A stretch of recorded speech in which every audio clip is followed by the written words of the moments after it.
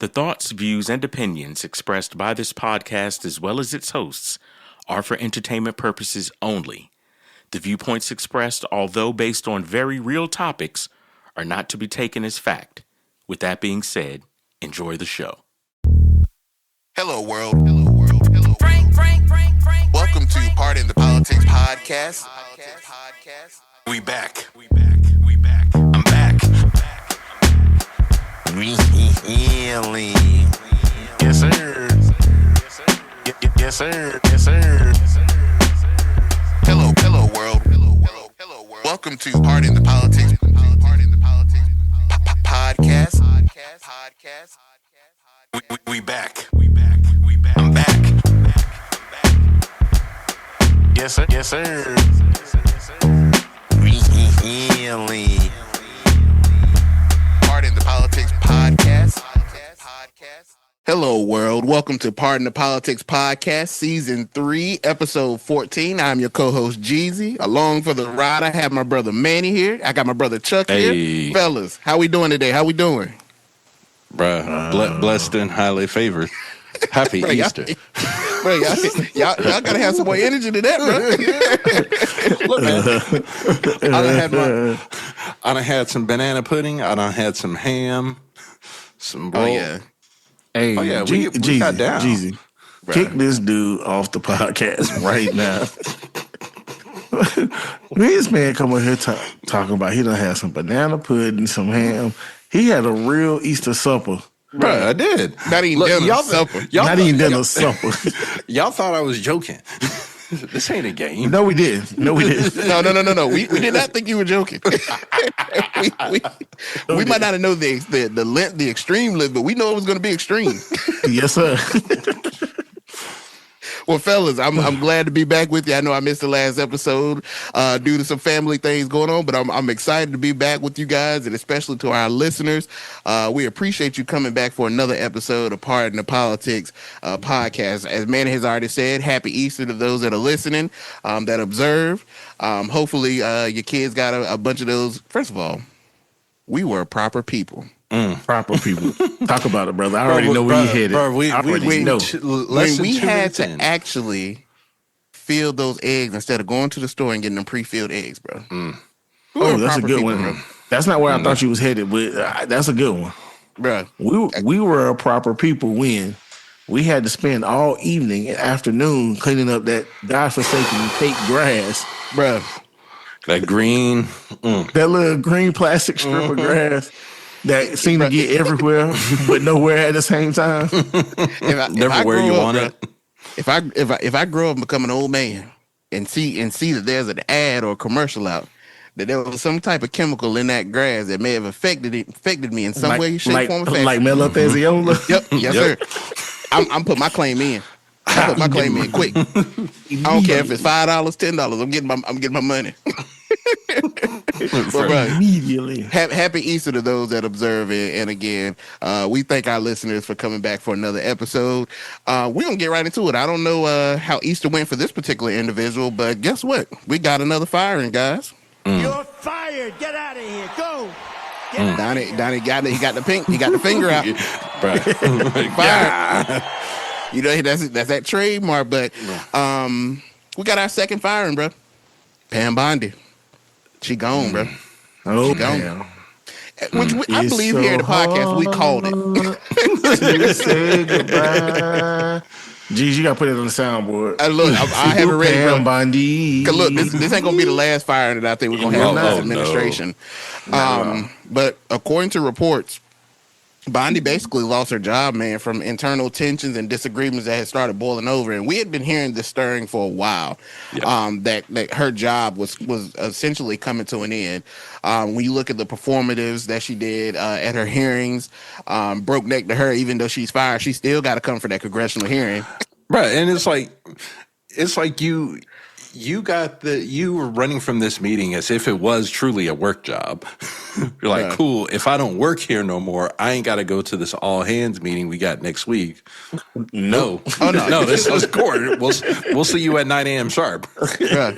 That you still on the docket. On the docket. Still. So when we see this firing, she's the second firing that we have seen of the administration, with Christian Noem being the first, and then Pam Bondi. When we look at this happening, and I believe that it happened the same day that Trump went to the Supreme Court. Yes and no. Yes and no. According to the reports that I'm aware of, she was fired the night of the address to the nation. Okay, and then it came out. So then it came out Thursday, which was the day that Trump went to the Supreme Court. So it happened the day before.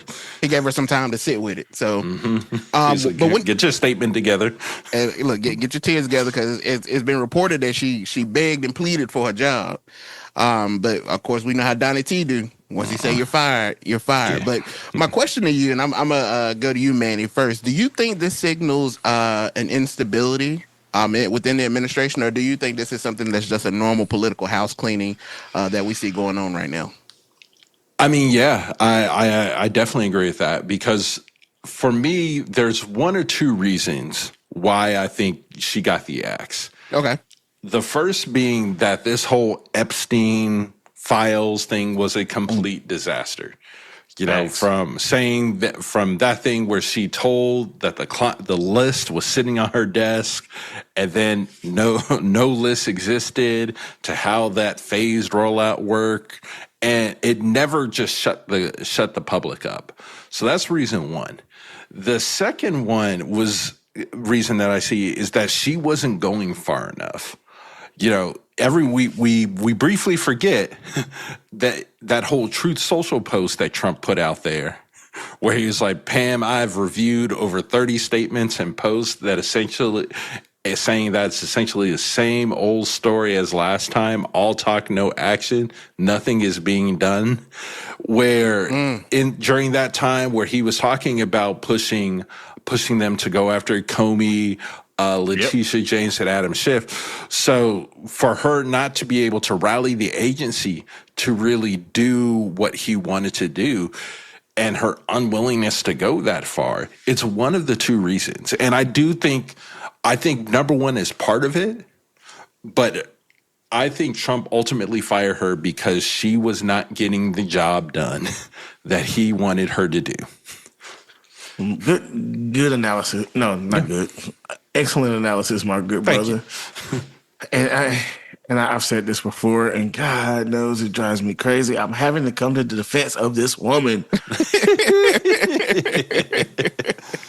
because he put her in a tough situation. He had her forcing cases and forcing incidents. Mm-hmm. That was a lose-lose in the beginning. Yeah. And so she's up against the wall trying to do his bidding.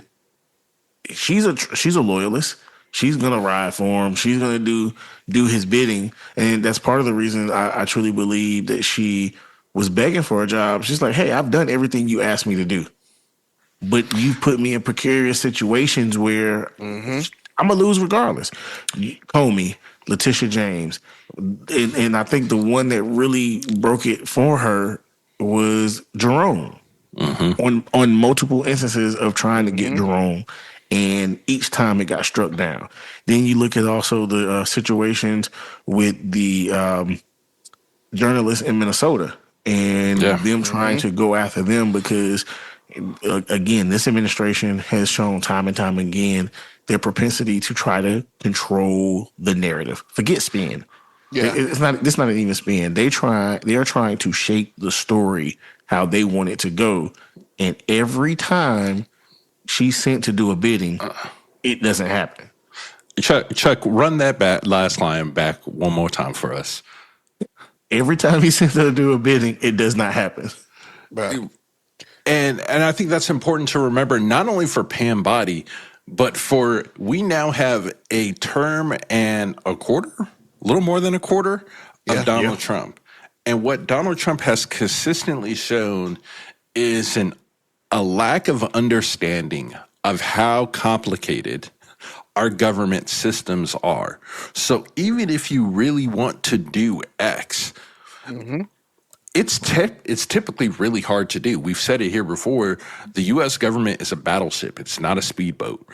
So it takes a while. There's systems of checks and balances that prevents this absolute rule of power that he wants his secretaries and other people that he's appointed to do, and he can't do that. And lacking that understanding of how complicated the system is then allows you to do exactly what Chuck pointed out, giving out orders that just aren't fundamentally able to be done, either because A, general conscience is in place, or B, the legal levers that are there aren't on your side to be able to do it. Well, Manny, I'm sorry, G's. I was going to say, hey, brother, but that's where their argument for selecting him after even he's done the whole term. He's not the career politician. He's not Washington. He's a businessman. Well, guess what? Here we go. The Apprentice DC Washington edition has come to our network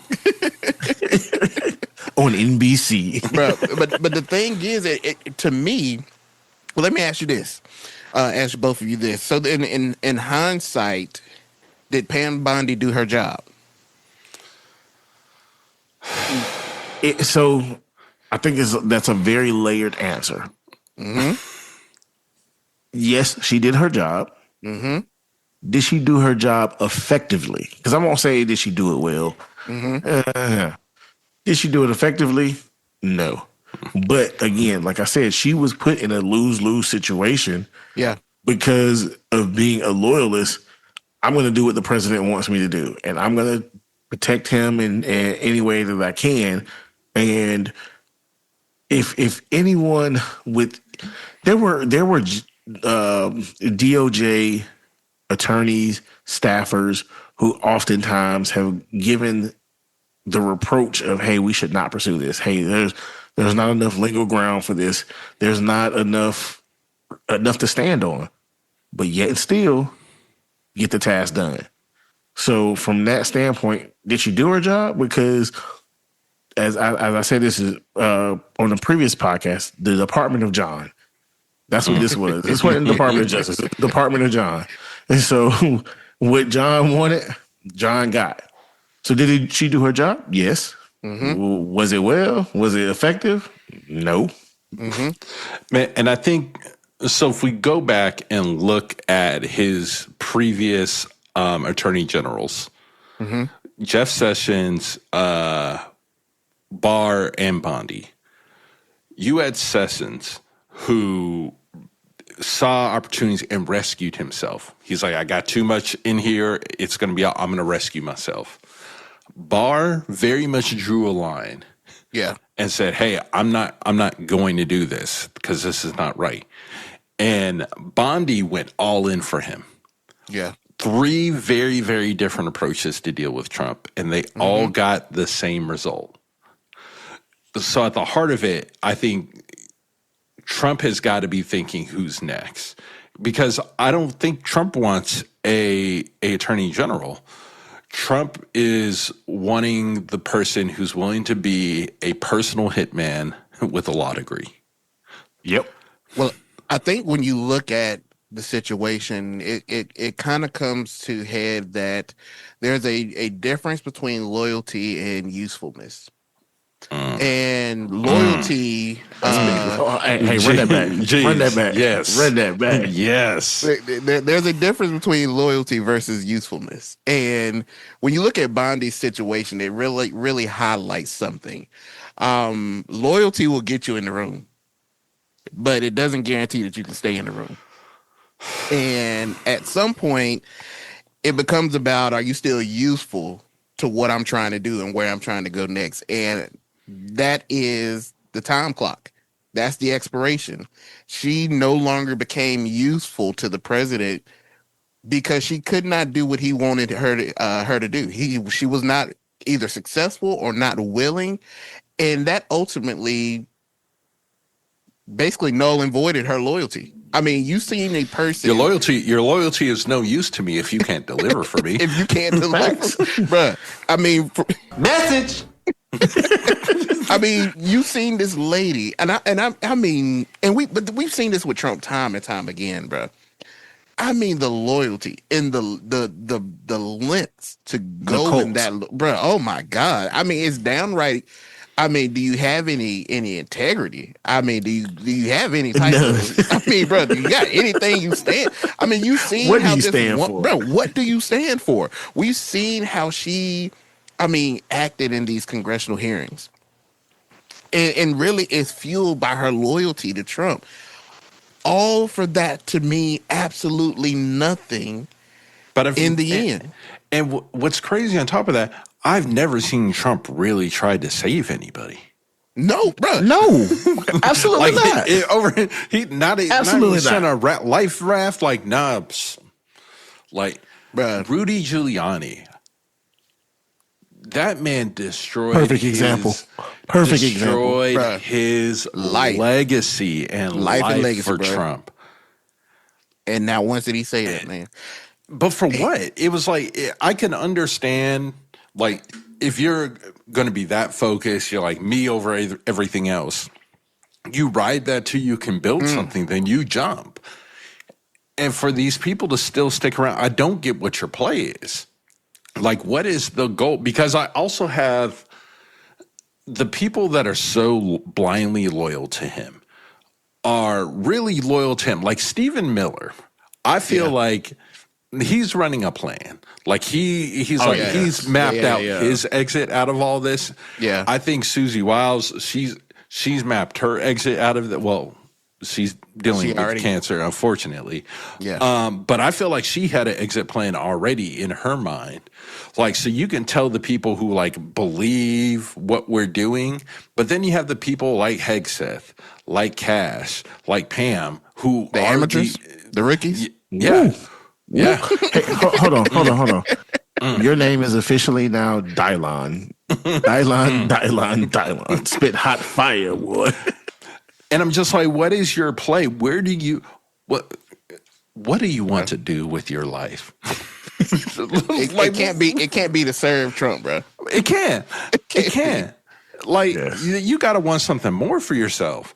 There's like no plan. The only one who's really like parlayed, the only one in the Trump world that doesn't have a Trump last name that has been able to parlay their association with Trump into something larger has been Sarah Huckabee Sanders, but she had the last name Huckabee, so didn't really. She had something going for her. Yeah, she had that as a base, but she's the only one from a Trump administration that's really been able to spiral this into something else. Yeah. Man, I think it's just when you look at it, for these loyalists that end up getting the axe, I just think that it's got to be a wild feeling for your head to be on the stake, and the last thing you see is the executioner take his mask off, and it's the person that you were loyal to. And for what? What is left for Bondi now? I mean, he said, okay, she's going to the private sector. Chrissy Noem was going to the Shields of America. Like, what? Well, I don't even know what that is. He made up a Marvel department and sent her to it and was like, hey, just go over there and just do whatever Hydra asked you to do. But, for what did you profit from it? What did you gain? Nothing. Because at the end of the day, I believe, honestly, I mean, I'm sure there's some legal work that Pam Bondi will do. But ultimately, this is a cul-de-sac. You've reached the cul-de-sac. I can tell you what it is. We're going to get a book in the next 3 to 5 years. They don't read, Manny. We'll get an audio book in the next 3 to 5 years, brought to you by Audible and the OAN network. And she'll find. I think she'll find a spot probably about 2 years from now on Fox, on OAN. Like she'll find nowhere. something to do with media. It would be interesting to see what any state would potentially challenge her bar status. That's But tough. like, that's something you got to consider, though. Yeah, but Like- that's the price you pay. Well, Jeezy, I'll tell you, since it's Easter Sunday, but what shall a man profit Bruh, to gain the world, lose but it, lose his soul? But that don't even make sense. So in this situation, what good is it for a man to gain nothing and lose? But that's his what. soul? But that's what I'm saying. She thought she was gonna profit. That's why she thought she was gonna profit the world, bro. She thought she was gonna profit the world. She riding Trump coattails, and they truly believed that this man, especially like you said, the amateurs, Bruh. was the second coming, and you're another one that's falling flat on your face. I don't get it because it's a model that has been in place for quite some time. Copy this and happens paste. to every last individual. Why do you think that you're different? Maybe Trump know how to negotiate the heck and really know how to tickle the ear. You know, pause, no Diddy, no Epstein. But there's no way that your turnaround is like this. You come to me and say, hey, I got a job I want you to do. Sir, you can't keep nobody in place. I do not want to work for you. I just don't get it. But And if you just look at his attorney generals, Jeff Sessions, 22 months, Will Barr, 22 months, Pam Bondi, 14 months. No one's ever got to 2 years. Sounds like to me there's a revolving door. why the woman Why get the woman the least amount of months? I can tell you why. There was another one. He had an acting attorney general too, Sally Yates, but she got the Acting. heave ho. She got the heave ho after 10 days for refusing to defend the travel ban. So, I remember her. Yeah, That's because he don't respect women. Let's be honest. Let's pull the veil off the ugly face. yep. He don't respect. The only way that Pam got where she was at was because she she had was blind. Yep, and she had to lather his ego something serious Oh, you know it. to know even it. get in that position. And once a couple of X's happened, she was done. And who he replaced it with? Another man. Another man, not just another man. A man who, from on paper, is qualified. He's an attorney, I guess. Yeah. Make you qualified, but hasn't actually, to my understanding, has not actually tried cases in front of juries. That's why I said on paper, you're a lawyer, but he served as Trump's lead criminal defense attorney. I wouldn't want him to be my attorney general because at last I checked, Trump, you lost. Lost. Bro, you be losing. Lost. Your track record Terrible. Them numbers on the board against you. Bruh. I see 34 felonies. The man that couldn't keep them 30 plus felonies away from you. You said, okay, Listen. let me put him in. I got a suggestion for Attorney General. Brian Steele. Hey, listen, let me tell you something. A man that wins. Hey, bro. Brian Steele might have to be on that Mount Rushmore up there with Crockett. With old Johnny. Yes, sir, bro. I don't know who else gonna go up there, but them two, they making their case. But Listen. Todd Blanche again, personal attorney, gonna do the bidding of Trump, but is this the end of the road for him too? Because it's copy and paste, like you said, Chuck. We know what's gonna happen. He's already came out, and I don't know if you guys heard, but the way that he's talked about the whole Epstein files, you can What tell Epstein that his- file? Ain't nothing to see here. Bruh, Keep moving. He's buried. Like, bro, I don't even know why y'all even asked me about this. If we were gonna prosecute somebody, it would have been done by now. Like, burying it. That Which whole Trump would want. clip with him saying like this hypothetical list of men that exist that exploited women. I'm just like, wow, bro, what? Like he really got up there and did that entire press conference as if this was the first time he ever heard the name Jeffrey Epstein. He's like, hold on, I just got briefed backstage. I have no idea what's happening. This man got called from the mailroom and is now leading the agency. That's how he answered these questions. He said, the department, when I say we, I'm talking about a department. I just got here. So don't get it twisted in your statements. But he was the deputy AG. Facts. But I just got here. You been there, bro. You just got a new title. Bro. Been there. But who was Trump's previous personal attorney? I believe it was the one that drip dye and sweat all over that podium. And all over. At the ones that like the Marriott or the Hyatt Gardening Center. Bruh. Where is Giuliani? Bruh, Somewhere trying to get Section 8. Where in the world is Rudy Giuliani?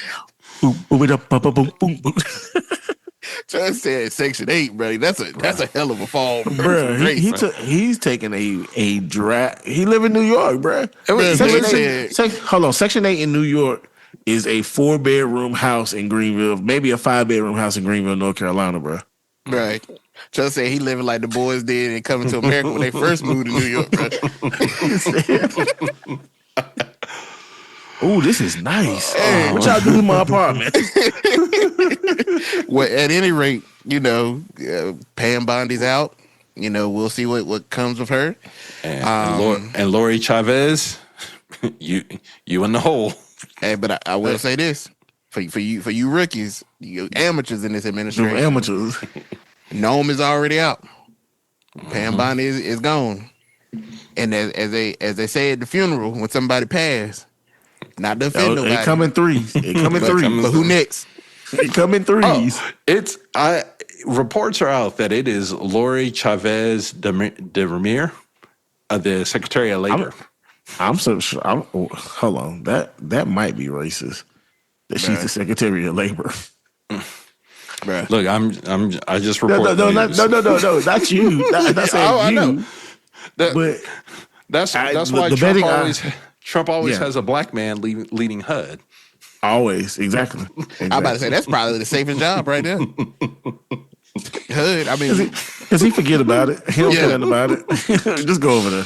Let's go. How's housing looking? It's terrible. Good job. Wasn't Carson a neurosurgeon? Neurosurgeon. Yeah. A whole neurosurgeon in charge of If you can map out a brain, you can map out housing.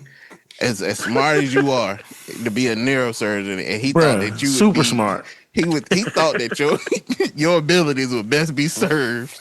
Stamping out approval for Section 8 housing. Not Surgeon General. That gotta be the most racist thing. Not Surgeon General. Not Surgeon General at all. Not anything adjacent to the thing that you are known for doing. But you think people like RFK, Dr. Oz. Yeah, I was just about to say, you ain't got him in charge of Health and Human Services. No. HUD. Make sure these projects are straight for these folks. Bro, how many Section 8 applications have you denied this quarter? Not good enough. Are they over there truly being equal housing opportunists, or are we skewing the numbers?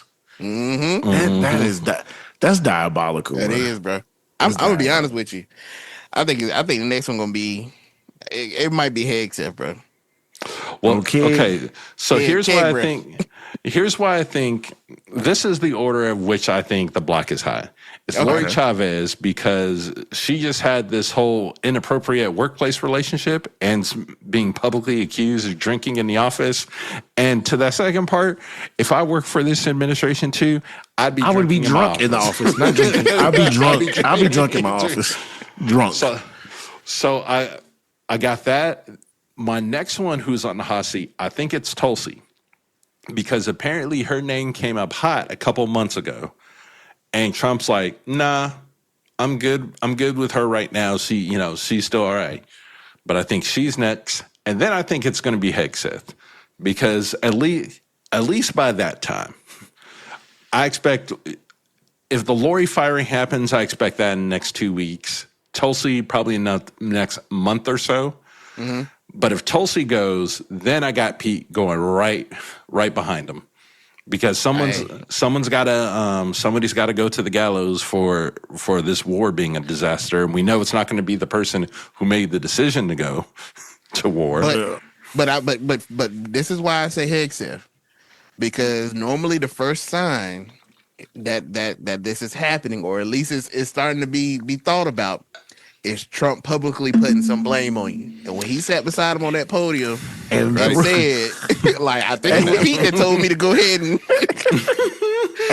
and how bad this war, the taste of this war is getting in people's mouths, and he's already with the threats that he's doing.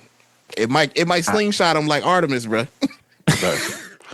Well, you saw what Hegseth did immediately, like earlier this week, and start firing five of the top 10 generals gone, chopping heads off left and right.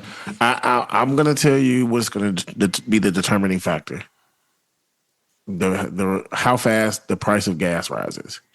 If gas shoots up over a short period of time, Pete is gone. Bruh. We know it's gonna go up. Oh yeah. If it's a gradual increase, then I'll go with Manny, Miss Chavez. But if it goes up very sharply, very fast, because the way he didn't even throw Pete under the bus, he slapped Pete's face with the bus, and treat him like Spider-Man. Yes, sir. What do we say? Americans don't like high egg prices, high gas prices, and dead soldiers. Bruh. And you got a lot of that going on right now. All of that. I was about to right say now. all of it's happening right now. Well, I think, gentlemen, this is the perfect segue to go to our next segment about the war. We kind of lean right into it. But, man, first of all, Trump gave a speech. And I think we all heard that it was going to be a primetime speech. And when it got announced... Trump read a speech. Oh, but first of all... It's different. We know when Trump is giving a speech, ain't no teleprompter. He's just vibing and going with the crowds. I had to adjust my ears a little bit when he did his speech, because I had to get past just hearing him breathe. Breathing was the sucking in of the air was like, bro. Them cherry blossoms giving him hell. Hey, bro, Polly tear that fool up, bro. But he came out on Thursday, primetime, and I believe it was announced 24 hours before it happened that there was going to be a primetime speech, and we didn't know which direction this was going to go, because we seen a couple of nations were doing the same thing. We were like, okay, all right, like, what's going on? And basically, he came out in this speech, and I'm gonna be honest. I'm gonna ask you guys, just rate it 1 through 10. What you thought of the speech? And I'm gonna go ahead and tell you, mine is gonna be a 3. But we're gonna go into it more why we think it is what it is. But I want to hear just initially, what do you rate the speech? 1 to 10. Okay, so before I give this, am I ranking this in the range of a good to excellent Trump speech? Or am I ranking this in the history of all political presidential addresses I've heard in my lifetime? Because these are far different. Come on now, man. To make it simple, I'm going to say a Trump speech. Okay. I give him a 5. Okay. For a Trump speech. Okay. Chuck? I'm going to give him a 7 for a Trump speech. Okay. All right. Now, do you go up from a 3? Are you still holding at a 3 for a Trump? Oh no, I'm still going from a 3.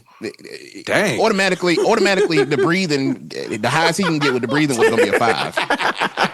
I'm telling you, bro. That's almost like a pet peeve of mine. I do not want to hear extra saliva or breathing while you talking, bro. I cannot do it.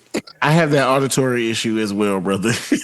I can't do it, bro. I don't want to hear you chewing your food, bro. Yes. I get angry and violent.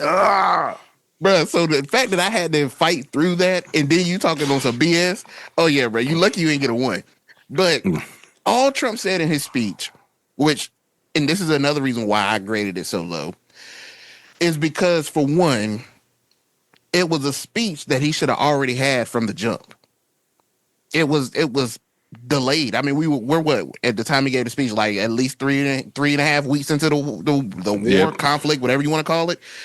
Is already late, and then you're lying. You're coming out saying that, we're winning, we're close to being done, the mission is almost accomplished, but at the same time, he didn't really say how it was going to actually end. So what I want to ask both of you with the rating that you gave and your thoughts on the speech, how do you feel like this speech? Do you feel like the speech gave us any clarity, or was it just kind of, just? I'll go first since I had the highest rating, and I Yep. actually might adjust my rating and bump him up even higher. Uh-oh. I am gonna give him a 9. I'm not gonna give him a 10. I'm gonna give him a 9. Okay.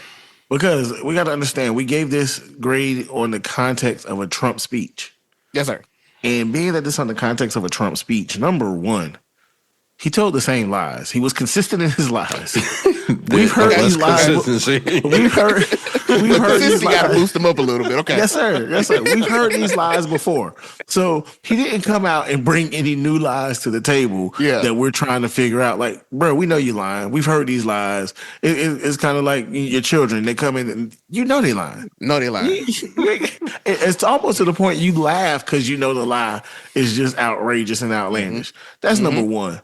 Number two, he has never been clear in giving a plan, a understanding, or clarity almost in the entirety of any of his administrations. But the number one reason that gives him the greatest boost, and I'll say graded on a curve, the length of time. He did not ramble on and just go into it. So that's a good point. Mind-boggling diatribe. I might have, but I also think it's because he only bought 20 minutes. Whatever the reason, he was on the clock. But you can see he tried to a couple of times. You can see that he tried. You see that car hitting the shoulder a little bit, and then he was like, all right, let me get back in my lane. That was the auto lane adjustment for him. Yep. But that's why I give him the score that I have. Okay. He's consistent in the lies. He's never been clear.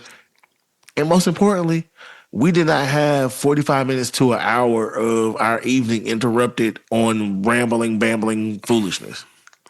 Do we hear Joe Biden in any of that speech before you go, Manny? Once. I can't remember. I can't remember. I believe we did. We heard Barack Hussein Obama. You gonna always hear his name. You want to hear his nemesis, man. But go ahead, Manny. I'm actually going to revise my score up from a 5 to a 6. Okay. And a couple of things help with that revision. The first, that it was a 20-minute speech. Yeah. Because my mind was, I was prepping for 45 minutes to an hour of him rambling. The sun went down and I got ill, bro. And the way they cut that visual feed as soon as he was done, man, they're like, we are not giving him an opportunity to ramble on in any shape, form, or capacity. They kept it 20 and 20 straight.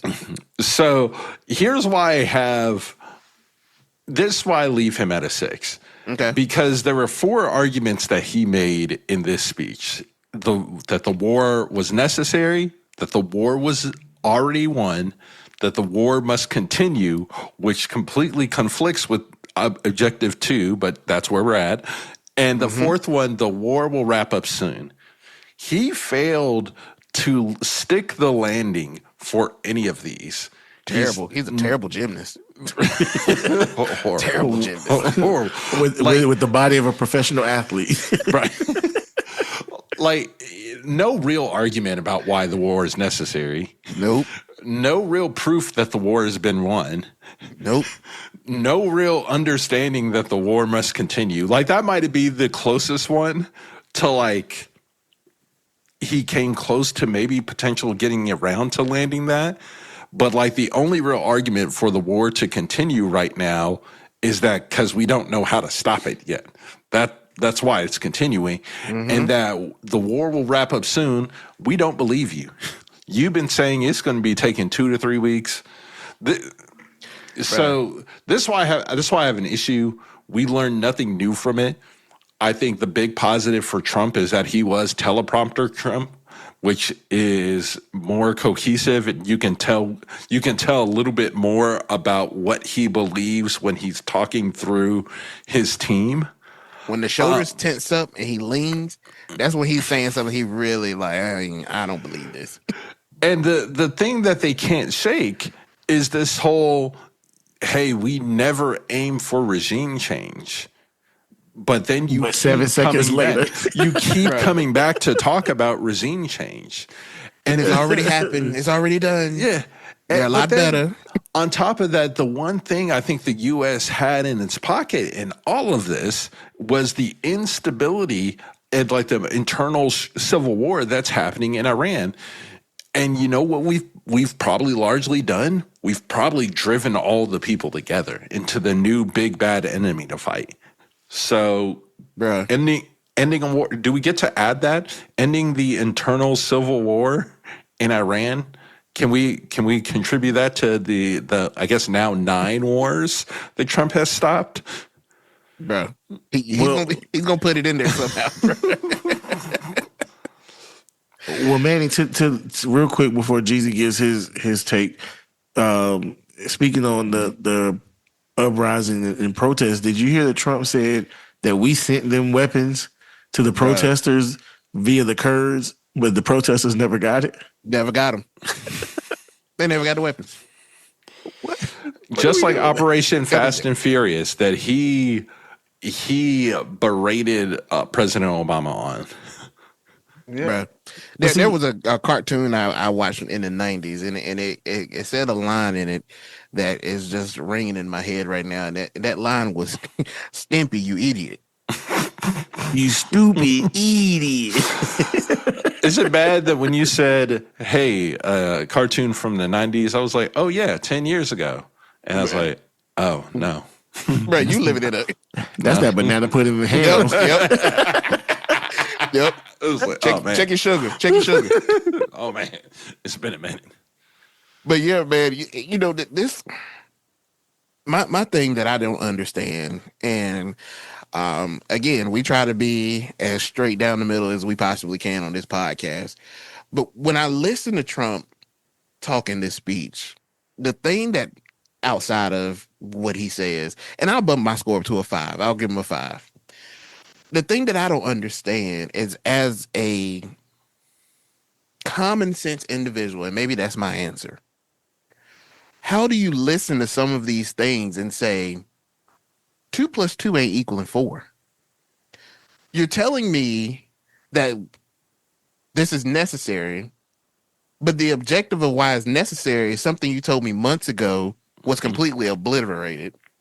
Yep. But then you tell me, oh, well, the uranium and all that stuff is buried so far down in the ground that I don't even care about it anymore. But now we got to care about it. But now, I'm like, yo, I have never heard somebody lie so much and be just all up. Like, how can you support something that you can't understand?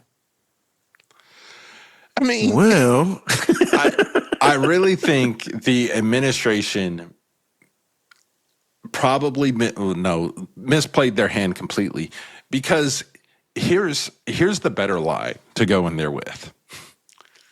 Because of all of the protest and the Iranian government killing protesters, that's why we're going in. He would have probably had less pushback with that argument. I doubt it. I think he would have had less pushback, because I think at least at that point, the fronting reason we could have justified as an American public. Like, oh, we're going in to stop a government. It is a story we've heard before in our expanding of democracy. But to Jeezy's point, I think because he came in with the nuclear programs while we strike, we destroyed it. Oh, but you know, we don't care about it. To like, oh, now we got to care about it again.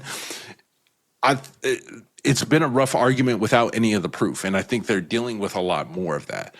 So I think had they gone in with the whole, hey, y'all, we're going to go help the protesters, and that's how we're getting involved. I think now, does all of this eventually happen? Yes, absolutely. But I think he probably buys himself a week or so. But here's why I give my pushback. And this is going to sound very not imperialistic, whatever the word. He very much campaigned on America first. Yep. He very much campaigned on no new wars. He very much campaigned on putting us first. Yep. And in this, a lot of his supporters don't care about them people. They don't care anything about the welfare, the livelihood, the rights of those individuals. So to say we're going in to help them, they don't care. And in that, there was already a bunch of stirring when we did the strikes before. Yep. And even he came back and said it was obliterated. Many of his supporters, I'm only focusing on his supporters, question why even do it. Because there's a point that you brought up. What benefit was it to us? And Chuck, I think you're spot on. I agree with that as well.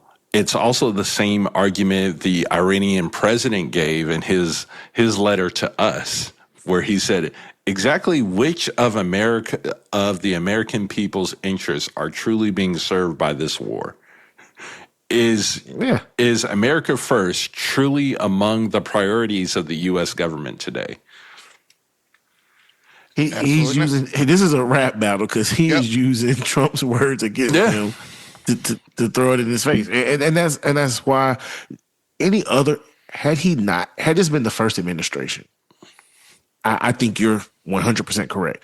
People would back him and go by, hey, we are the world police. We have to support and protect these protesters and give them their rights. Although you step on, mutilate, destroy the rights of people in America. Yes. But message, he would have some kind of support in regards to going in if it was the first administration. The second administration, they don't want to hear that. No. And like you said, you didn't campaign on that. And, my thing is don't point a finger at that's why you're going in when you've had the approach you've had on the Ukrainian people. You've had the approach that you've had on what Israel has done to Gaza. Palestinians, yeah. If you want to be the world police, why don't you do something about what's going on in Sudan? I mean, like there's so many other conflicts going on that if you want to talk about, people are being mistreated and we got to do something, this is where you want to tip your hat at, or screw all that. Let's bring it back home. I mean, and the amount of money that you're spending in this war that Israel basically ushered you in, like Easter Sunday church service. Bro, while they spun off and went to go start something with Lebanon. We're gonna leave y'all fighting now. You got it? All right, bet. Look at how you could have, off the cost of a couple of these missiles that you mistakenly just painted on targets, you could have made housing affordable. You could have helped homelessness. You could have. There's so many. You could have paid for daycare. Bruh, we can't afford daycare. We just can't afford daycare. We got wars, man. We can just drop millions of dollars of bombs and in a war that we didn't ask for or don't want or does not serve the agenda of America first. I don't understand. I really don't get it. And when you have a president that gets up there on a primetime speech and basically tells you that U.S. and Israel has crippled Iran's military, that the objective is nearly complete. They have no navy. They have nothing. And then, but then boats ain't moving. Next day, they shoot down one of our jets. But they shot down a couple of our jets. Yeah, they had that and a Black Hawk. They had to send a rescue. It's like they did it literally within 24 hours. I thought you said they didn't have capability. Yep. So, and they released the video. Bro, I don't know who running their social media over in Iran. They better than TMZ right now, bro. Let me tell you. They sent out and they were looking for those two pilots, and I believe they have been. And because they are American soldiers, so I don't want to make light of it. They have been, according to reports, right? They've been rescued. They've been rescued, yeah. They've been rescued, but the Iranian government was like, "Hey, look, if y'all can go out there and find them, get them, we got you." You boy, that news broadcaster, that lady was up there, bro. She insane. Go get them. We will compensate you greatly and generously. Bruh, know that them folks was up there like them. That terrain up there, they were like the mountain goats. You know, the mountain goats, they don't need but just a little bit, bro. They would look A little over bit the of jumpers, bro. Man. And But listen. I think the rough part about the U.S. is that we're starting to learn about how many countries really just don't like us. Bro. You know, bro, Trump told No, him. we're not. No, we're not. I think we already kind of knew. We bro. already knew. But now they like showing. We were it. such a They being because we getting punked. When the bully gets punked, everybody's fear changes. Yep. And that's what it is. Even down when Trump talks about the straight, you know, he's telling them they're laid courage and they got to do something, and they're like, well, they letting us through. I got my stuff. I got my shipment. My stuff's on the way. It came delayed, but I got it. Like Trump, the bullying and the tactic that he's using is not working. So when you look at the war and Trump keeps talking about we're winning, are we actually winning, or are we just deeper in it than what we actually thought? And then I saw a report that said that there were individuals in the White House putting the pressure on his aides to stop lying to him about what's going on with this war and take off the rose-colored glasses, because what he's talking and what's reality is contradictory, and we can see it. Yep. Because there was a whole report that was out there that there's been a rumored report floating around that far more people have died than the 13. Brother. Like hundreds of U.S. soldiers have died is the rumor. Which is nasty. And people have been nasty, injured. Bro. Yeah. That is nasty. Can you imagine? And, you know, God forbid this is anyone that is listening to this podcast, but can you imagine that you know that your family member has died because of this war? You have a president that's standing on national TV saying, "Oh, we've had very limited casualty," and it's like, bro, what? Like, no, there's people who are losing loved ones. This is not a numbers game to try to sway the perception of this war. What you need is a president who's honest and real. And when you got into this conflict off of whatever was sold to you by Israel, then you put yourself in this position, and ultimately you're hurting yourself at home, worried about playing a game in the Middle East. Yep. And especially when you had that nasty comment at the start of this, well, there will be casualties. That's just paraphrasing. That's just a part of it. You so cavalier about this. How? How are you so cavalier? At no point should we be that casual about any casualties, period. But I bet you wouldn't be that casual if your son Barron was on them front lines. Nope. So not at all. You know, I'm interested, man, because I think now he's giving them like 48 hours. And Tuesday is what bridge Taco Tuesday. It is Taco Chuck. Taco Tuesday, bro. Bridge and power. So power plant and bridge day, all wrapped up in one. Open the effing straight, you crazy bastards, or you'll be living in hell. Just watch. And what's Happy Easter. The crazy part about it, what comes next, praise be to Allah. Hold on. What? On Easter? You, Donald Trump Christ? That was Stephen Miller that said that truth out. Bro. Really? Donald Trump on Easter? Your favorite book is 2 Corinthians? Bro. What? But or I'm not a Christian, or I'm not going to heaven. Bro. Jesus. On Easter. On Easter. And if I'm not mistaken, I believe you might be tiptoeing towards some war crimes. Tiptoeing. We started this whole thing out with a war crime. We struck a school. Oh, bro, yeah. Hold on. Day. Hold on. Forget this. He committed a war crime when he went into Venezuela and snatched their president. Man, he had a court case this past. We ain't nobody say nothing, bro. Whole president of Venezuela sitting in New York, bro. we have been doing nothing. That clock said turn to 2026, and he said, "Welcome to the Department of War Crimes." Like, bro, that's the name of it, the Department of War Crimes, bro. Because this is absolutely insane. And Ukraine just like, hey, look, we gonna call you bluff. I am waiting to see, because so far they've been calling this bluff. We're gonna see what happens Tuesday. It's, like Chuck said, it's Taco Tuesday. Is Taco gonna fold? This is really just, yes, he's going to fold us, either the fold or the announcement of the deal. I think one of those two happen. How you gonna announce a deal when the other party? They said, bro, we ain't talking to you. Ain't dealing. But they made an agreement.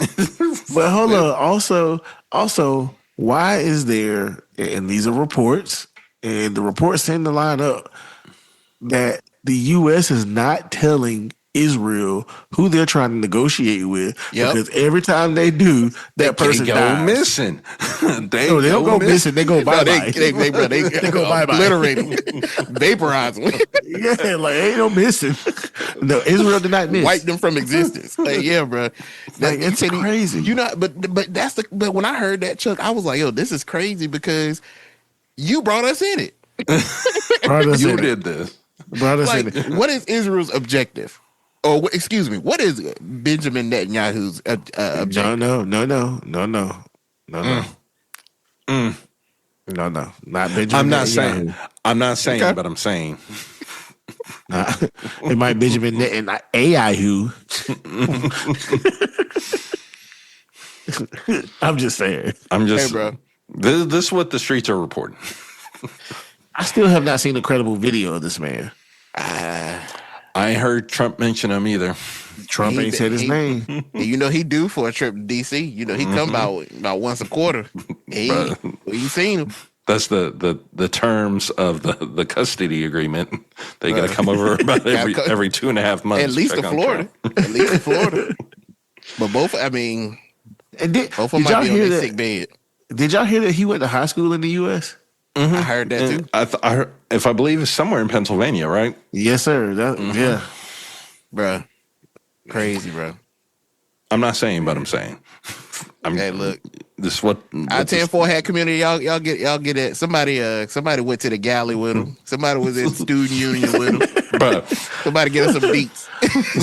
Hey, Susan, listen to me.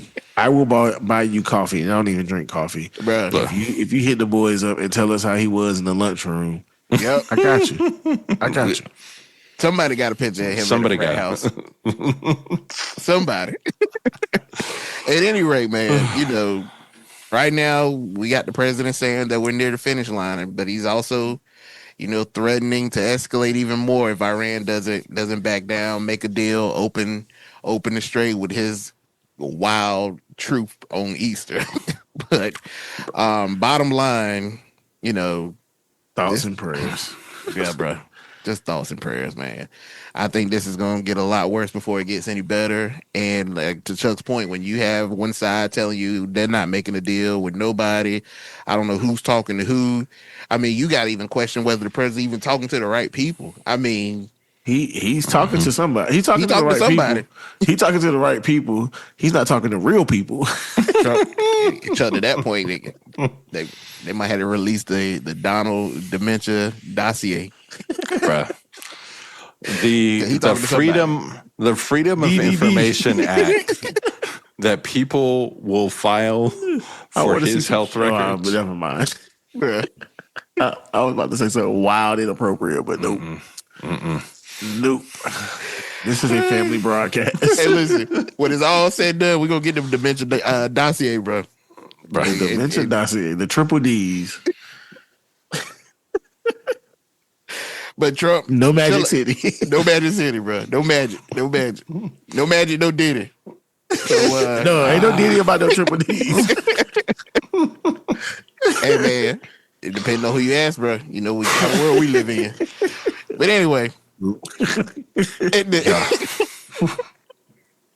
anybody can have for the right price. But that's I won't go say it, but. But at any rate, man, we're gonna watch this ticking time bomb, because at some point, somebody got to give, bro. somebody got some. It got it. You're right, Manny. It got it. It can't take forever, bro. I just pray somebody wire get cut, and it kills the bomb. Just take that how you want, man. Well, if it wasn't the war that was even just going on, and Trump saying a bunch of wild stuff out of the White House, let's talk about the home front. Sweep around your own front door before you try to sweep around mine. Oh yeah. So, as wild as Trump talked on the primetime speech, something even wilder came out, and the White House released their budget proposal. And it isn't just numbers; it shows their priorities. This is literally the government telling you this what matters more than that. So, just a quick reminder before we get into the White House budget proposal. It's basically a wish list. So Congress still has to approve it. And it's based on how things have been going. And it's not, by the way things have been going in Congress, this is not guaranteed at all that this will be a sure pass. But to give it to you in a very condensed and simple way, it's massive increase to budget spending, massive increase to budget spending, and cuts across. No, not these guys. Can't be so.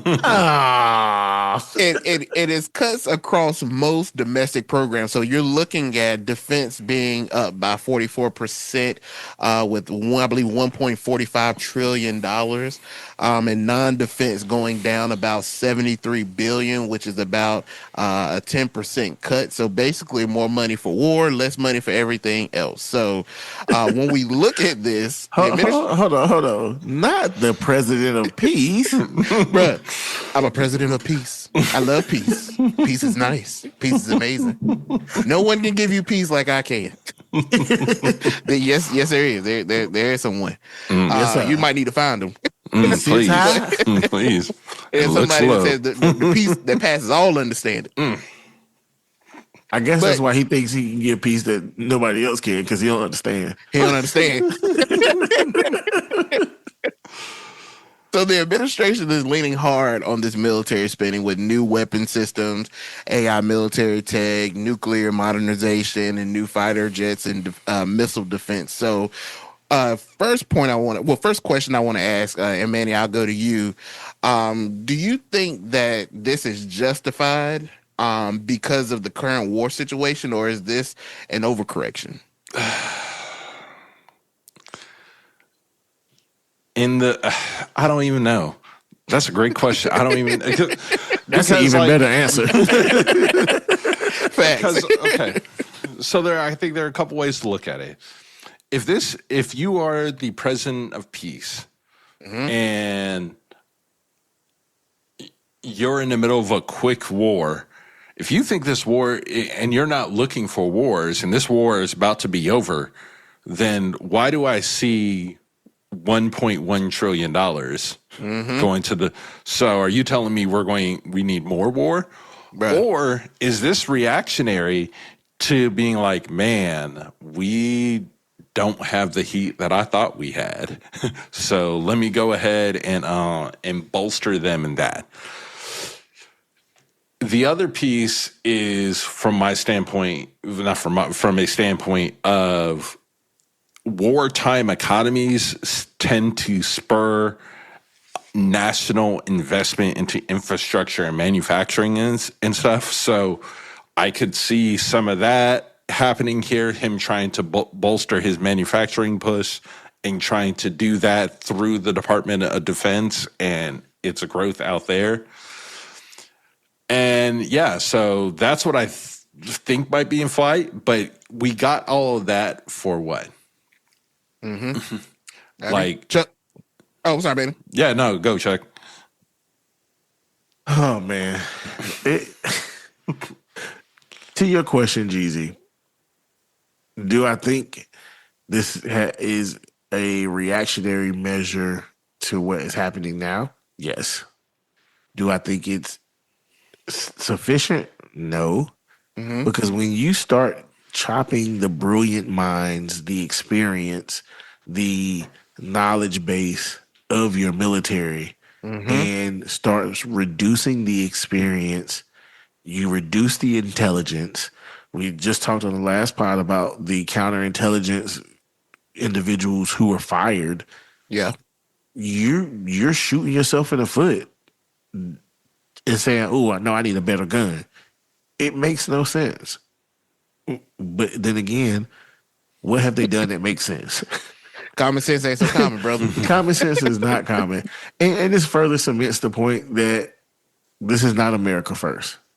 The amount of cuts, the areas that the cuts are hitting drastically impede the growth, the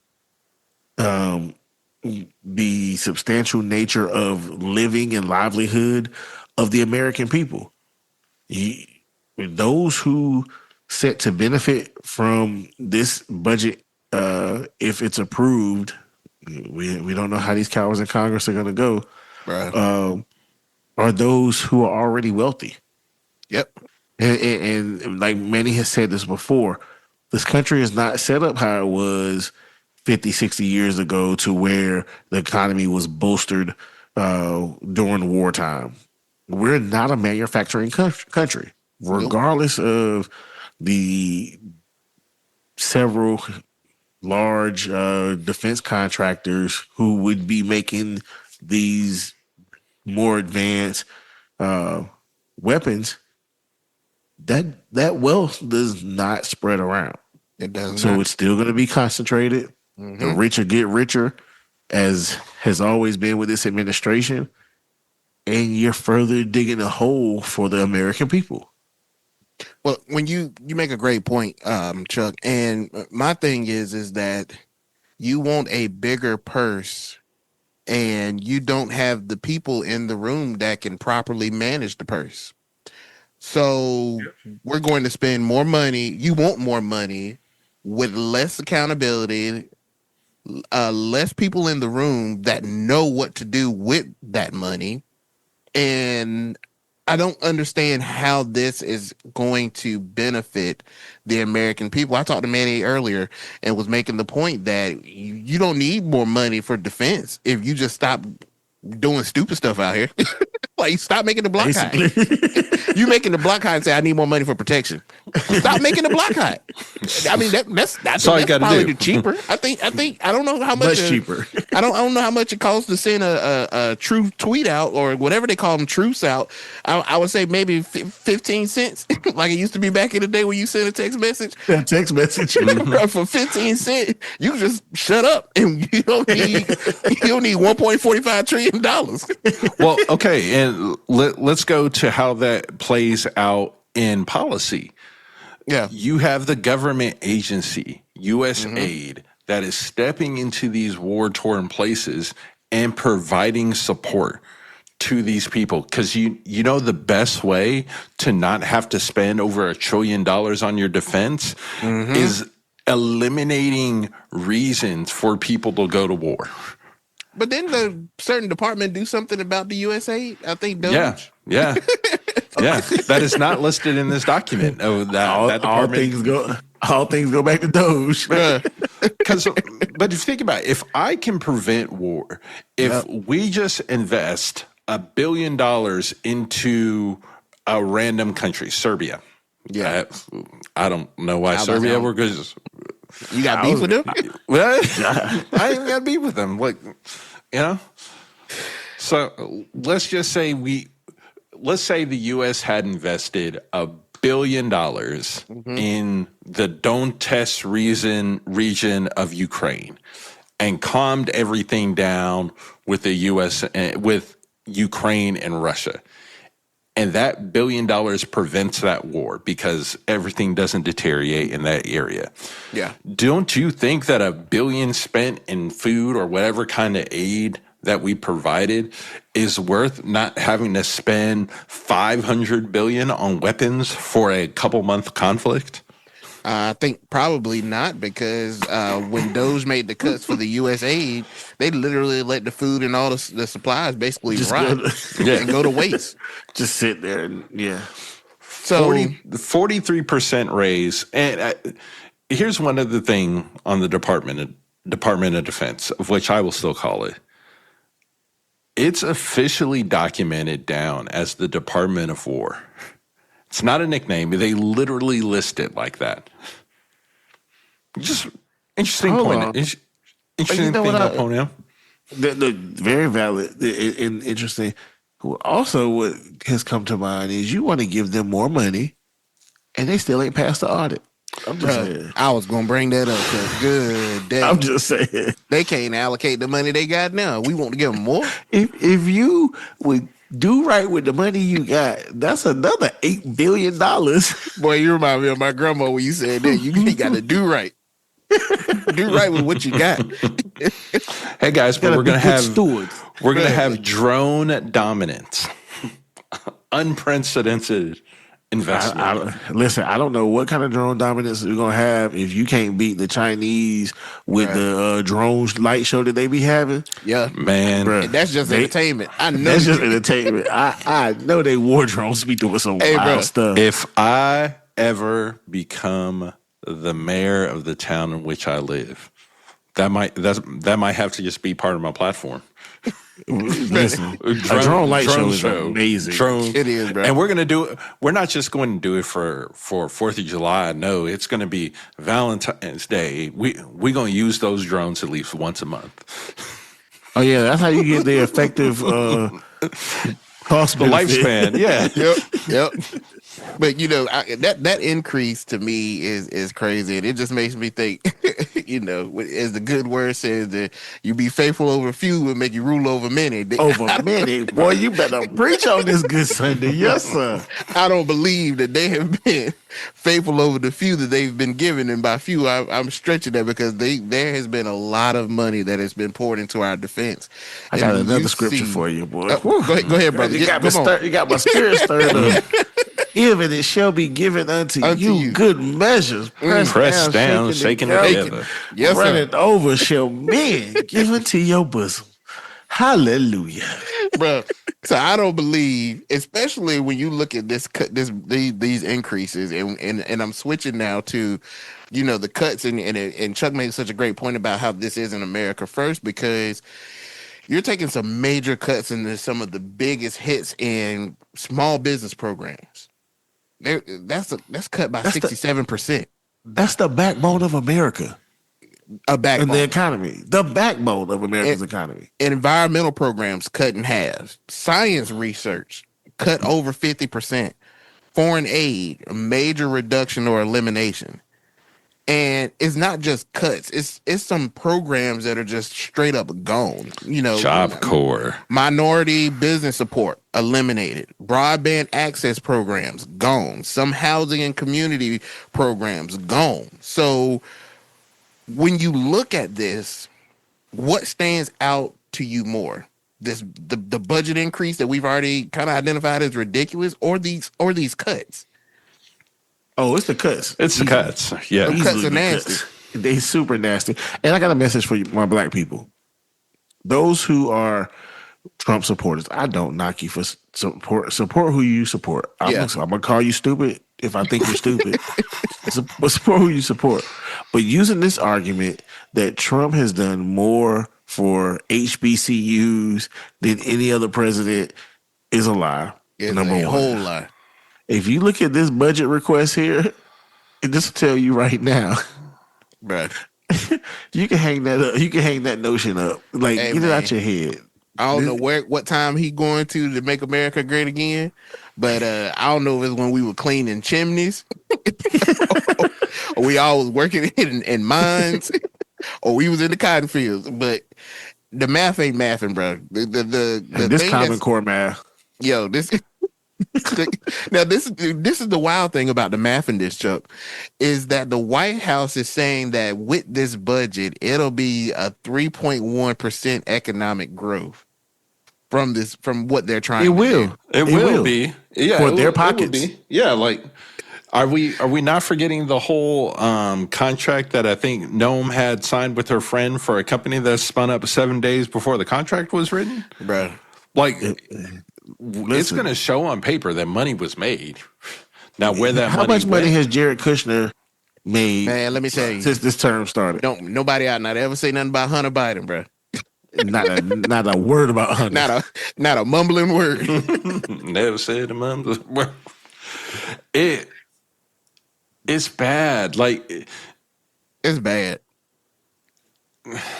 It's bad. I mean, it's bad. Like, There's no other way to say it. experts are saying, between the Fed and the CBO, that with what they're doing, it's going to be under 2%. That's a huge gap between what the White House is assuming and what we have experts that are saying. And we're talking that gap being hundreds of billions of dollars. So and that's hypothetical and theoretical. Yeah. And optimistic, I think. And very optimistic. Very optimistic. With everything else that's going on. Yeah, and if you look at that gap, that growth, if that growth doesn't happen, this plan actually increases the deficit. Well, So he's been increasing the deficit ever since I was saying he Washington. been tearing that deficit. Well, and I think BTA. what's also really interesting is what was not included. And this is the first time in modern budget history that they've not provided a deficit projection. So Manny, either they don't know what they're doing, Manny. They know, or they about to run this card slam up. The deficit is like the Epstein files. It doesn't exist. Inflation don't exist. Deficit don't exist. Now, I will say, to be fair, there are some increases outside of the defense. There is some veterans funds. I believe that's up. There is Pell Grants increase for educational access, and disaster relief funding that is increasing well. So it's not all cuts, but overall, I believe when we look at this, the direction of this administration with this White House proposal is very clear, and I would think that we all can agree is heavily one-sided. But Jeezy, real quick, Yes, to what you were saying about the veteran affairs, there are reports that there are staffing cuts to the VA hospitals, and canceling certain contracts.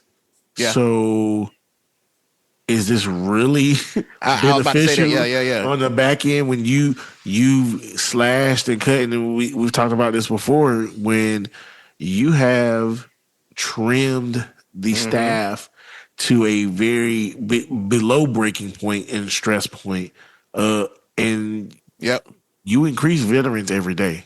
Yep. Somebody's getting out of the military every day.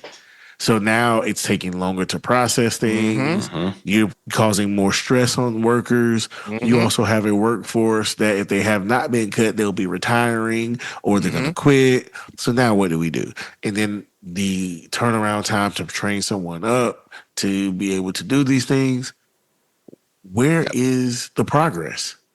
There is no progress forward, because if you've put us behind, and if anything, you can make it look like an increase, but if anything, you're just getting me back to point A, or maybe a little closer to it. But you certainly out of the negative. We just we went first and 10. Now we at second and 30. 15. And now just because it's third and 10, we right back where we was at. Like we ain't get a first down. We ain't getting nowhere. We ain't got the first down. So there are three ways I see this playing out. I'll start with the least likely of the three. Oh, we already know what that is. Is that I think it's least likely that it is a full or a near full adoption of everything. Yeah. Like, there's no way I think that plays out. The other one is they find some weird continuing resolutions. They don't actually try to do a budget, and they just keep going piece by piece every couple of months, funding things at a very small level. So you think more of a compromise? I wouldn't say compromise, but I Okay. say it's more one of those just-in-time things. Okay. Yeah, Like, some patchwork. yeah, we'll go 3 months, then okay, we'll fund these things like this. 3 more months, we'll fund these things like this. So I think it is actually probably likely that we'll see more weird situations where we have single agencies not funded, kind of like what we're still dealing with Health and Human Services. The one I actually think is most likely, I actually do think they try to hit some type of longer term budget that is more of a compromise. I think, and if I see a world where that could happen, what it looks like, I think, is there's probably some type of bump for defense spending. I think they protect the VA funding. They protect the educational programs like the Pell Grants. They protect those. And I think they try to soften some of the other cuts that you see for the National Institute of Health, the EPA, and I think they're able to, they don't get shut down, but they're extremely like scoped down. And those are the three that I think play out, but I think we are probably just most ultimately likely that we'll just keep doing continuing resolutions until I think to August, there'll probably be another wave, and then they'll just try to get Congress through the election and then come back in like November. And then you watch a lame duck Congress and how they react. And that'll be a real interesting Congress to watch if Republicans do sustain the losses that they're projected to have now. You know, one thing that was real humorous to me is the request for $152 million to restore Alcatraz. Yeah, man. And So like a functioning prison, right? well, just I don't even know if you want to say it's functioning, because there was a report a couple of years ago that the National Park Association said it would cost almost $2 billion to rebuild that place. It's all right, we got it. We ain't got anything else to spend it on. But it's just like this ballroom. This ballroom started out. Oh, Jesus. So Alcatraz is about to take the path of the ballroom.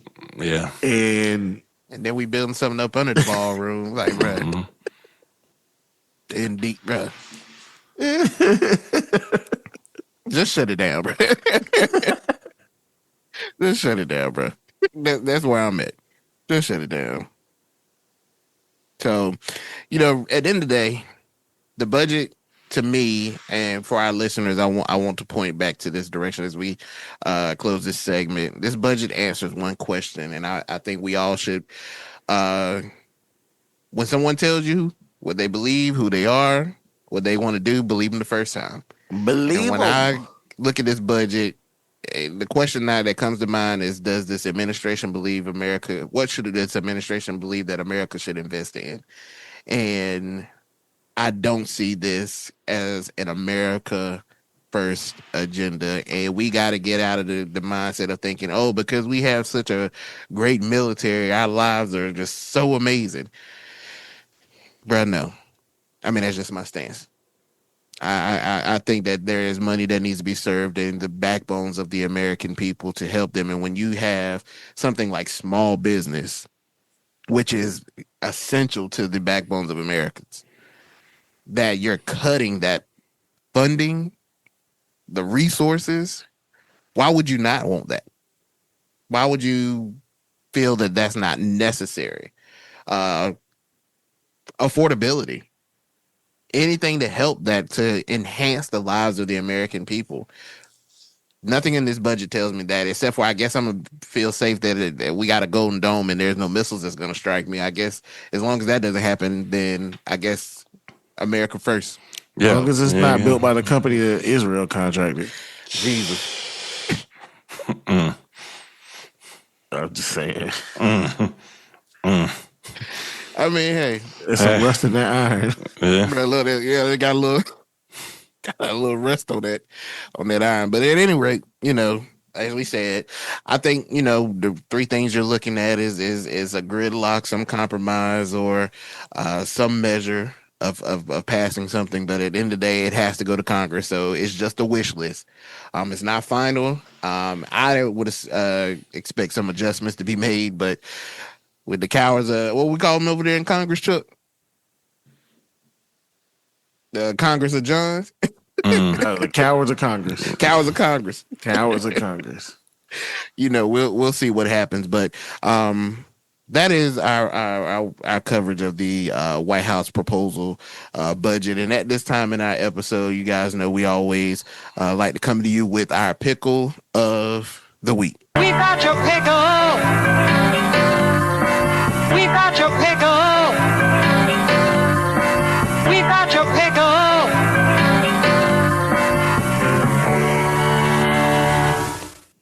All right. So our pickle of the week, it should be Tiger Woods. Not Tiger. And the only way he gets in this political Tiger Woods, y'all. if you gonna flip your car over, but don't try to play the president card. Right, just take a DUI like a man. I get why you go for that card. You're in Florida.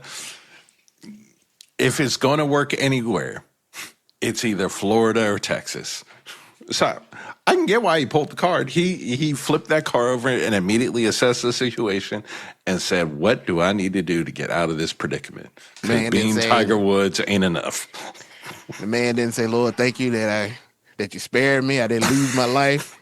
First thing I do when I flip over and get out the car, let me call the president. Let me call Donnie.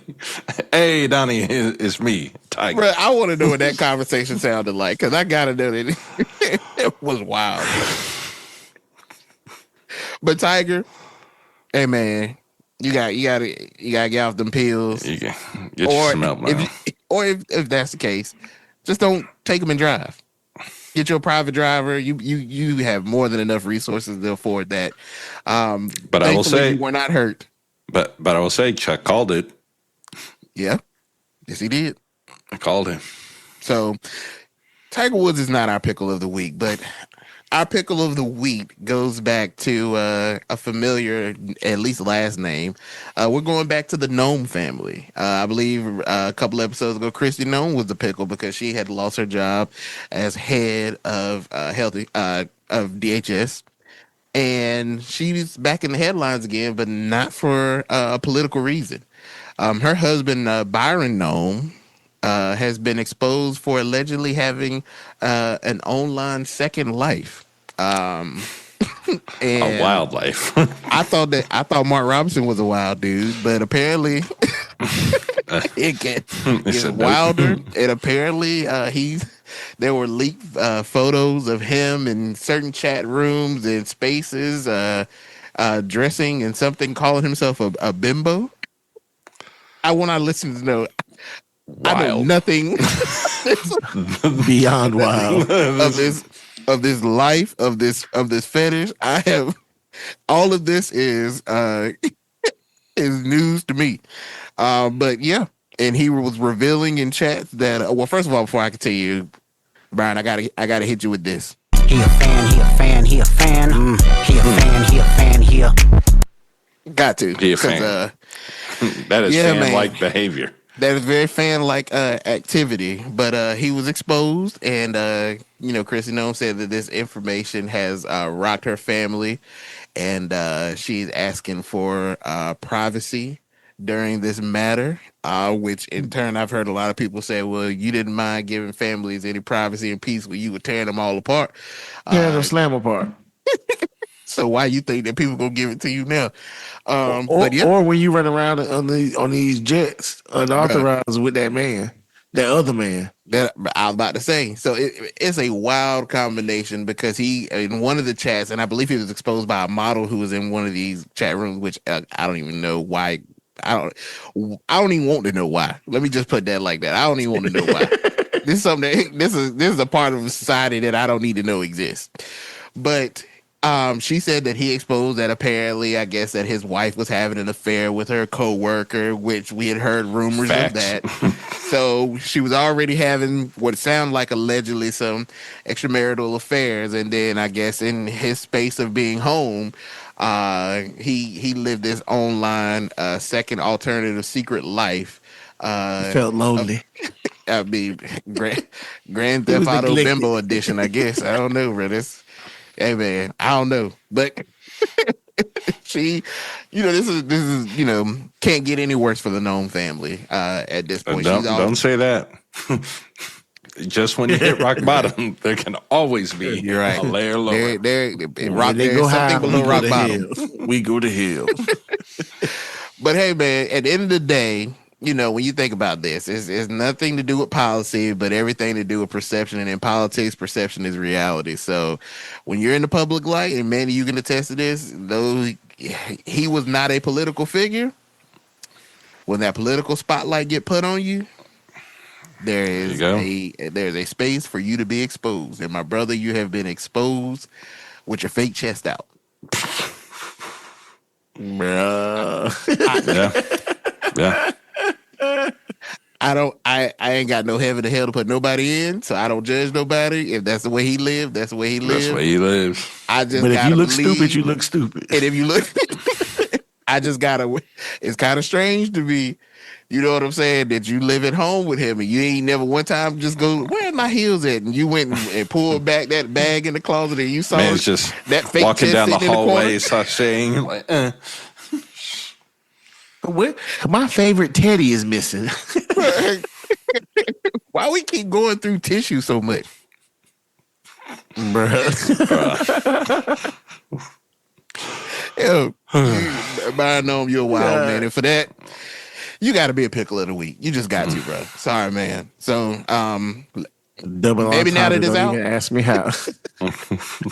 maybe that it's out now, he can live the life that he's happy with. So live free, be free, man. Live free, be free. And Chris, whatever you're doing to that man, stop. Just stop. That man just trying to find happiness, bro. And if he got to go in the chat rooms and get it this way, I guess, but I guess. There is some happiness you can find on this Easter Sunday, and that is in Jesus Christ. And I hope that you find it, brother. So, hallelujah. Thank you. With that being said, real quick, yes, sir. For the spotlight. I don't know how many of y'all remember the original, oh my God, ultralight beam when it first came out. Mm-hmm. What you hear on streaming now is a altered version of it because, as my good brother Jesus can tell you, at the music connoisseur he is, and definitely during that time period, he was a very big Kanye fan. Yes, this is before Kanye went left. I ain't gonna say he went way left after that. Mm-hmm. And so, but Ultralight Beam is a sampling of a little girl who's saying, hallelujah. Mm-hmm. We want God. We don't want the devil. That's just my favorite. This song is Easter Sunday, so Yes, sir. That joint, that's a song right there, bro. Yes, sir. That's a song. But yes, sir, I definitely remember that. And to that point, Chuck, I'm gonna go ahead and move us to the conclusion of our episode, and I'm gonna ask you what your spotlight is, brother, for the week. My spotlight for the week is jobs. Okay. Jobs, more jobs. Or is it more jobs? Or is it not? Hey, who knows? That job number remind me of the cha-cha slide, bro. Take it back now, y'all. 2 hops this time. That's a perfect description. That number be moving, boy. Number. That number be moving. So yes, my spotlight is the job number. So recently the job numbers came out and they blew people's mind because they came out very strong. 3x projected. Very strong. It was projected to be a little more than 60,000 jobs earned. And the reports came out that it was about 178,000 jobs. And immediately I hit pause. Yep. Because somebody. Go ahead, Somebody told a lie one day. And because there's several factors to this. Number one, just a few weeks ago, my good brother Jerome Powell came out and talked about how he was apprehensive of the economy because we were at a net zero job growth creation or job creation. For y'all who don't understand, net zero means nothing. Nothing. Whatever jobs we are getting are being taken away by those who are being fired. Then there was a report that came out that said, who was it? Oracle was getting rid of 30,000 employees. Bro. And I'm talking about they Bro, I don't know. It came like a thief in the night. Well, Oracle played no games and did not sugarcoat that. Y'all about to lose your job. Don't come back tomorrow. You got 24 hours to accept this severance package, or you out of here, or you out of luck. Mm. Then it had the no reply all on it. No. Everyone BCC. Yep. And then, if I'm not mistaken, is it Meta and Manny who's doing like 20,000? Allegedly, yep. But then the report dropped that a few days after these wonderful job numbers came out. Oh, hey guys, we made a mistake up on the February job numbers. We know we told y'all we added some jobs. Nah, we lost about 133,000. And look, they revise these reports all the time. All the time. Yes. But like these are revisions. Well, if I'm not mistaken, didn't Trump fire the young lady that was keeping accurate, giving accurate data because on she the was job not numbers? One of his people. Yeah. So we're still seeing bad numbers. Well, we're seeing good numbers when they're the top number, and then they Right. run back and fix it. Because we on to March. We on to March. We're not talking about February no more. They show play like we stupid. Yeah. So here's some positive numbers. Unemployment rate is down from 4.4% to 4.3%. Yeah. That needs an asterisk. But here's the crazy thing. Here's your asterisk on it. The number of long-term unemployed, meaning those who are out of work for 27 weeks or more, remains at 1.8 million. Up over 300,000 compared to year over year. That's a million and a half more people unemployed under Trump's presidency. So we booming. We winning. We winning so much, sir, that they're saying we gotta stop. We're winning so much we can't take it anymore. Yeah. So, and finally, in regards to this job number, the numbers that was released for March and that looked so wonderful was the strongest growth was in the healthcare sector. Yep. But here's the asterisk on that.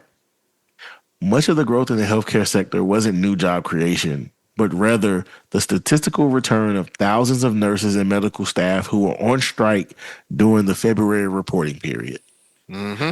So I tell y'all all the time, men lie, women lie, and numbers do too, depending on who's presenting them.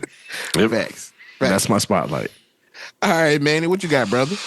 Man, so the state of North Carolina never ceases to become entertaining. And I guess I shouldn't say entertaining because this, directly impacts me. So have you guys ever... You got to laugh to keep from crying. Just got to laugh to keep Facts. The Leandro timeline. So the Leandro case came up in front of the North Carolina Supreme Court and was struck down. I wanted to have a real quick point about the Leandro case. So the Leandro case was the first time the North Carolina Supreme Court ruled unanimously that students have the constitutional right to have the opportunity to receive a sound basic education. That case started in 1997, 14-month trial. In 2002, a court finds that the state of North Carolina was not meeting its responsibilities in accordance to the case and making sure that students were receiving a sound basic education.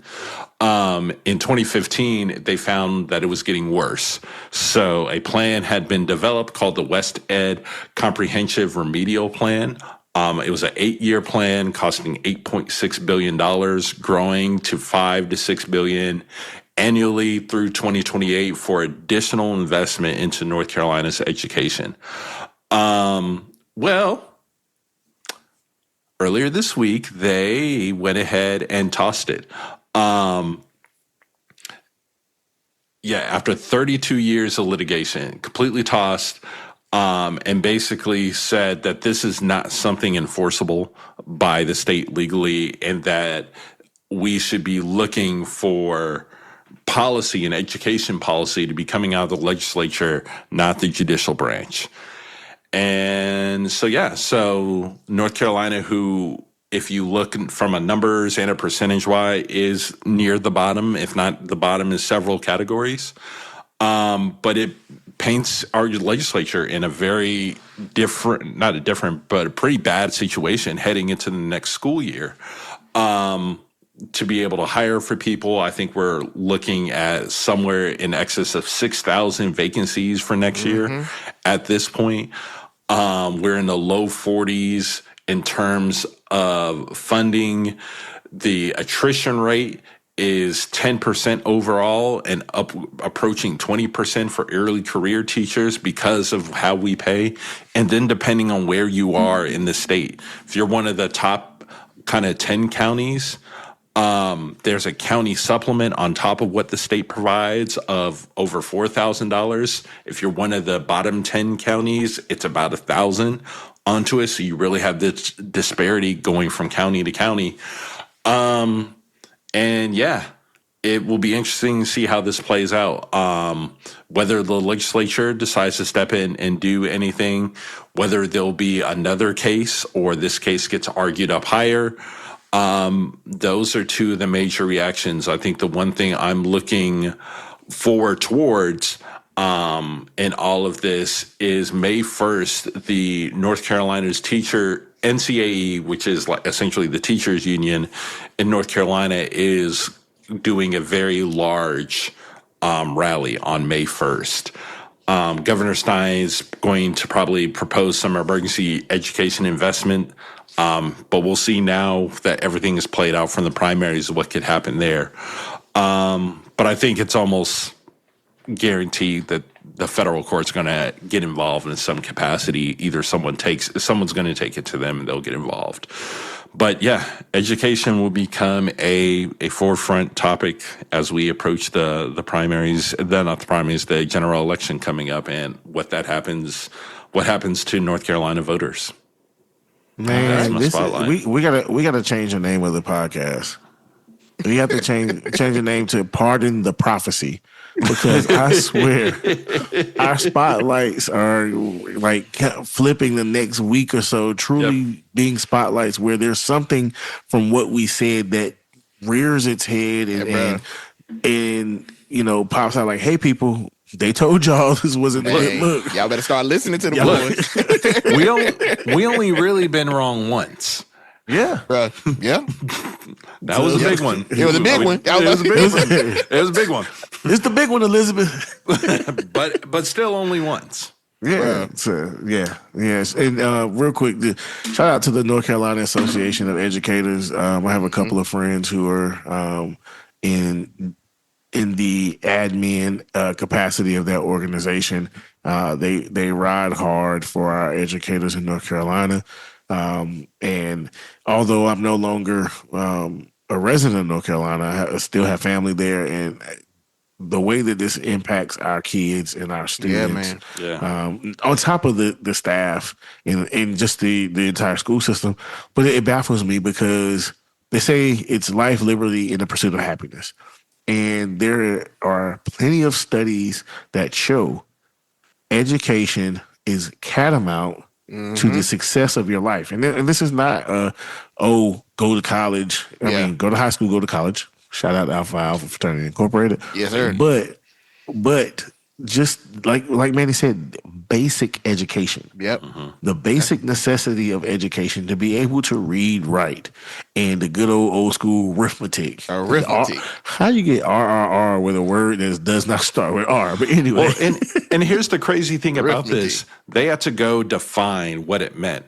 That meant having a qualified teacher in every classroom, a prepared principal in school in every school, adequate resources, and pre-K for at-risk students. Which should be common sense stuff. It's like this stuff should be. I'm sorry. Go ahead, G. Because I'm. But if people want to wear the title of pro-life, Ooh, is this does life stop? Does that pro-life stop after they're born? Right. Because why, if we ride so hard for pro-life, why is this not something that people are like furious about? That this funding should be a guarantee, just as much as you would guarantee the kids to have textbooks, to have lunch, to have resources. This should be a no-brainer. Why is it that this has to be something that has to be fought for when it is a part of that pursuit of happiness that Chuck is talking about? I'll see your comment, which is spot on, GZ. I'll raise you with this. Conservatism for me is just not about what you cut spending on. It's what you make investments to. And having a strong, educated population space, you know what that does? That brings companies. Yes. And you know what companies bring? Economic development, which brings expansion. That gives you more ability to invest into these things. So it's not just about what you cut. It is about what you invest in as well. Great point, brother. Message. Yes, sir. Well, I will say for my spotlight, I'm going to keep it very simple and land gracefully with some comedic relief that for those, we didn't have one of these, but I feel like it's just fitting for the occasion. We weren't letting y'all get away without one. For those of you that have been watching, we have sent 4 individuals into space for our return to the moon. And as your residential moon conspiracy theorist, I will say I took that tinfoil hat off this past week and was able to see the excitement of my 5-year-old daughter seeing the launch that happened this past week. Hold on. Did you take the hat off or did you tilt it to the side like T.I.'s cap? No, for the sake of her, I took it off just for a little bit. Gotcha. I took it off just for a little bit. But it's been very interesting just to see the details of Artemis 2 and everything that NASA has been releasing, down to just, the constant communication that we're being given from the astronauts. And I believe within the next couple of days, it will actually be reaching the moon to make the loop around and will be known as the furthest that mankind has went into space. And I just want to say that that's a awesome thing, because it's only a few things that you see in this society now these days that actually brings people together. One of them was the World Cup, but that's about to be destroyed. The Olympics, and seeing the excitement of so many kids about this of what NASA's doing just was one of those moments that I was able to take that hat off and really enjoy the fact that of this achievement that we've been made, and hopefully it will be successful on their return. I believe it's a 10-day journey, and right now at the time of this recording, they're on like day 3 or 4.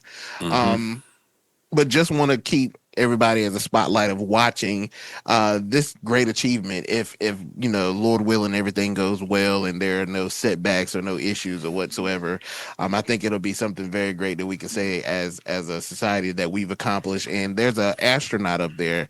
I forgot his last name, but his first name is Victor. That brother be preaching.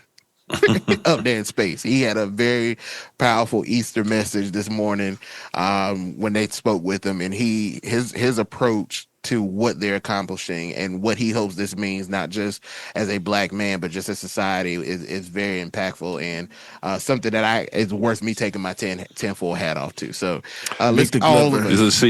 Geez, let me just say this. Yes. Oh, go Chuck. I was just gonna say his name is Victor Glover. Yes, sir. Yeah, Victor Glover. Jesus, if we are ever on a spaceship together, bruh, and you break the toilet Hey, 10 minutes into this fight, I just want you to know we fight. I'm beat your ass. Well, listen, we never have to gonna have to worry about that anyway, brother, because the way that them capsules look, we ain't fitting in there anyway. Ain't none of us getting in them capsules. Bro. That's a one man mission. The whole toilet section is on the floor. Like I was watching this little news segment, and they were talking about how where they exercise, and they had a little band. If you're coming out of the bathroom, you got to be careful because somebody could be exercising right above your head, bro. Right. Yeah. I don't know if y'all remember when we went to Houston, bro. We went to the NASA. Oh yeah. We walked through and you seen how tight the spaces are. I'm like, yo, ain't no way, bro. And to close off the episode, I do want to say this. I happen to see this pop up on my phone, and I just want to bring this to mention that there is a proposed Michigan bill that was introduced that aims to require drivers age 75 or older to pass a vision written road test every 4 years to renew their license. And at the age of 85, they have to do it annually. And I just want to say, everybody need to adopt this. Drop that to 70 and I'm with you. Oh, bro. Look, 70, yes, because some of these folks got to get off the road. But Michigan, if you listen, we got any listeners in the Michigan area, yes, this is the right thing to do. This is road safety. This is what road safety looks like.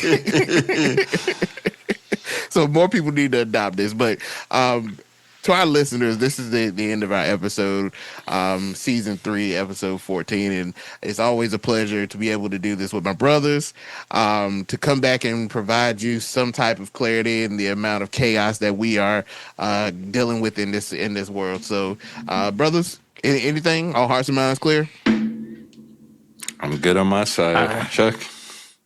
I just want to say I appreciate my brothers and their support of me on this past week. As many of the listeners know, I told y'all that I was in the process of moving. Well, I moved last week, and if you've ever moved, you know the struggle of unpacking.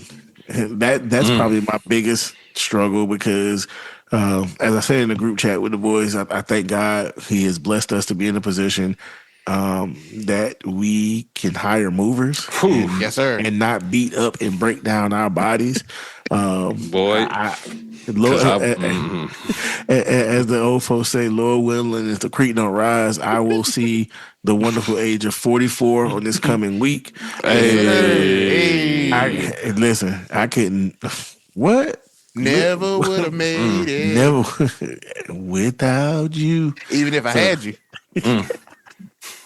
But my brothers have been supportive, yes, sir, and encouraging and all the above. So yeah, just want to give y'all a shout out.